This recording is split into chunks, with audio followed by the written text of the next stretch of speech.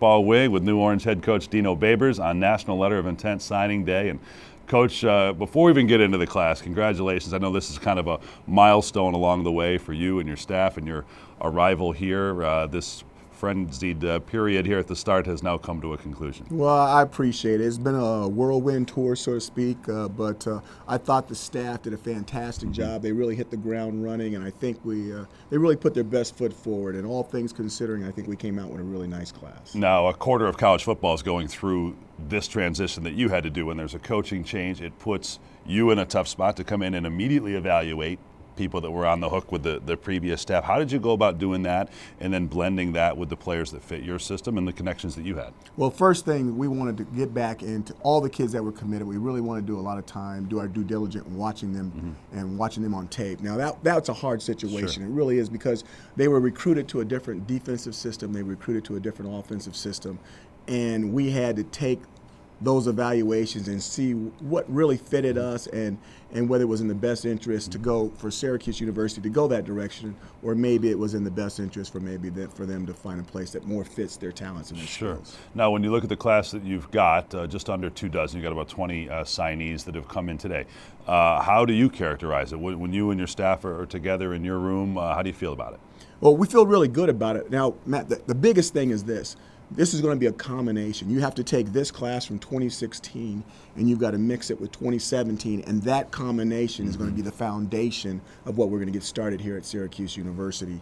And I think you got half the puzzle this year, and now you got to do the other part of the puzzle next year to have a complete project. You look at the regions that these players are from, and it's the types of places where I'm sure you've had connections before in your previous stops, Bowling Green, Eastern Illinois, even because you've got a lot of Great Lakes area players, but then into Florida where everybody needs to recruit. Do you see that transitioning at all? How much did you lean on your past kind of connections? And I'm sure you're building that fabric, as you said, the groundwork for 2017 and beyond. You know, anytime you're in a short period in recruiting like we were this year, the biggest thing is you don't want to miss on a lot of guys. You want to know exactly what you're getting, because you can work with what you're getting. And in those situations, coaches normally fall back on what they know. Sure.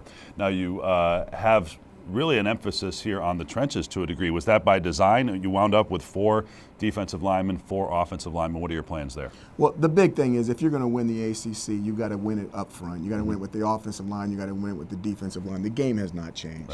Right. People have spread it out. People are running up tempo. The bottom line is you've got to win in the trenches. If you win in the trenches, you have a chance. You've got to be able to stop the run, and you got to be able to run the football, and that starts with the big guys up front. So we really wanted to focus on the O-line, the D-line, the linebacker group, and then we'll fill in the blanks later. You know, because you're so new, Coach, and we've talked about a new style of play. Orange is the new fast was kind of your slogan, and to play an up-tempo style. We'll talk about X's and O's a little bit more once we get into the spring and start to see some evidence on the field. But right now, everything you're doing, people are kind of looking at and say, well, this is maybe what they have in mind, or this is a departure from what's been done here. And you look at offensive linemen, you've got a 6'7" kid, a 6'6" kid.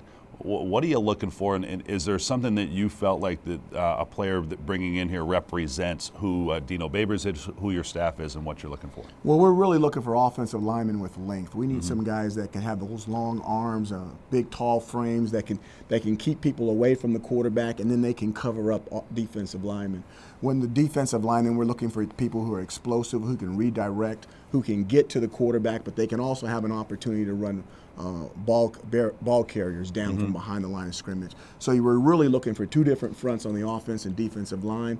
Matt, when it comes to our linebackers and our Tampa 2 defensive style, we're really looking for not only good student athlete, but it's more of an intelligent football player, because it is complex on that side, and they have to be able to line up and do a lot of adjustments on the cuff. So we're looking for a very specific type of athlete. We know exactly what we're looking for, and we think we found a lot of those individuals in this class. You brought some guys that had some interest in Bowling Green. You brought people that had interest in other schools, maybe even committed to other schools. What, at the end of the day, did the trick there in terms of sealing the deal to put together your group? Well, the biggest thing is it's not so much we took guys that had interest in Bowling Green. There were some guys that were on our list from Bowling Green, but they really had outgrown Bowling Green. These guys were going to go to Indiana, Purdue. They were going to go to Big Ten schools, ACC schools, SEC schools. And now being able to be at a fine institution like Syracuse University, instead of losing those guys at Bowling Green State University, we had an opportunity to recruit them here at Syracuse. Very good. And last thing for you, Coach, and we'll have plenty of coverage with Coach Babers throughout the day here. When you have three players that are in for the spring, and a quarterback, Rex Culpepper, Mo Neal, who's kind of an athlete, and then a linebacker, and Kenneth Ruff, what does that represent to you? What advantages do they gain by being here, and is that a trend that we'll see going forward? I think it's a big-time trend. We would love to keep that going on. I think it's a huge advantage for Mo, Rex, and Kenneth, and we need them. I mean, our numbers are obviously down, and to have those three young men in spring football with an opportunity to learn the offense and the defense, I think is a huge advantage, and it's an advantage that we would love to continue here at Syracuse. Okay, long day for you, but it's the culmination of a long process. I know you get to get back into ball here pretty soon, moving off of recruiting, so best of luck. Thanks for the time, and enjoy the rest of the day, okay? Go Orange. It's Dino Babers. Much more from him throughout the day. He's got his press conference at 4 o'clock. You can see that here at Cuse.com, and we'll have a 90-minute special on Time Warner Cable Sports Channel.